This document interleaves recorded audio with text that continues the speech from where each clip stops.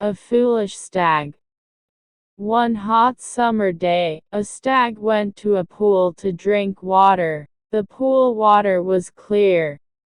It could see its reflection in the water. It felt proud of its beautiful horns.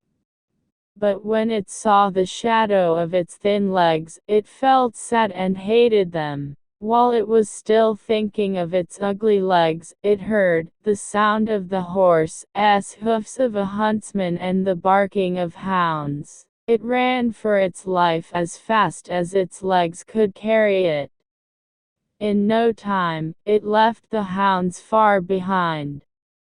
Now it happened to pass through a thick forest.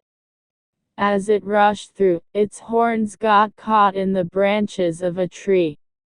It struggled hard to free itself, but all in vain. Meanwhile, the hunter and his hounds came chasing it.